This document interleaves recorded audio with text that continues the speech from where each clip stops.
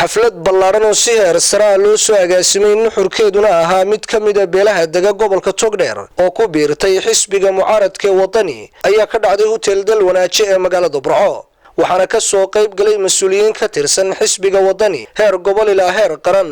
haweenka dhalinyarada waayeelka iyo waxgaradka beesha degta deegaanada geedihaan balanbaal nasiye dhuqushay dindinta iyo booramo waxaana ka hadlay madasha xubno ay ka mid yihiin maxamed waraaba cadde ismaaciil cismaan xaaji ibraahin gudoomiyaha garabka haweenka ee xisbiga wadani ee gobolka Togdheer laki xaashi karinle sidoo kale waxaa ka hadlay munaasabadaasi maxamed cali suudi iyo axmed cigayare oo ka tirsan xisbiga wadani iyo xildhibaan jaamac xasan aadan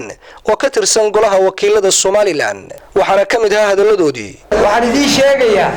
haddaanu beesha reer Biniin aanu nahay inaanu ku soo biiray xisbiga wadani waxaan idin sheegayaa meesha aanu gallo waa meesha guuleysata waxaanu si buuxda u taageeraynaa muruq iyo maalba la barbar taaganahay xisbiga wadani waxaanu ka soo digar roganay xisbigii aanu ku daalay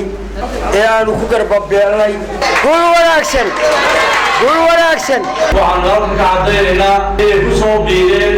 oo ka mid yihiin oo dhib iyo dheefa la qabi doonaan xisbiga wadani Somaliland dowladda iyo xukuumadda ka jirta waxaan u sheegayaa inay ilaaliyaan dimuqraadiyadda aanay carqaladaynin oo weliba ku adkeynaya waxaynu soo argnay oo aynu dhiiggeena iyo nafteenii qaaliga ahayd oo urnay mara dadku way ilaaweyno dowlad markaynu samaysanay madaxaadkaa dhaaftay waxay ahayd inay oo naftiisa u raaxaysto oo halkuu dooran karo oo xisbiga uu dooran karo sidaa laajirgeed lagu banaansanado dowladdu markaa ogaataan leh farxad gaar ay ii tahay beeshaydii oo caawa mabda'an lahaa ila garab istaagtay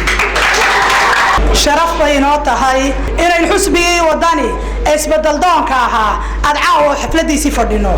oo wax ilaahay loogu mahadnaqaa ragir oran jiray ilaa aniga yagu waa kulmiye inay been tahay caawa caqliga caafimaadka qaba iyo indhaha fayo inaanay waxba ka jirin waa la arkaa haddii rag kuraasi doonaya been sheeganayaan beesha kulmiye u xidhan tahay beesha kulmiye uma xidhna waa been geed loogu taliyo waa been afarinada xil doonaya ama dan gaara leh aanay u talinin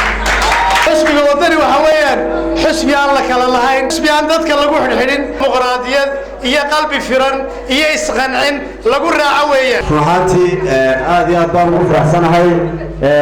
xafladda imika inoo kan caawa u fadhiyo aad waxaan ku mahadnaqayaa ka qaybgalka midowga Burco Axmed Faarax ay bilaabeen dhammaantood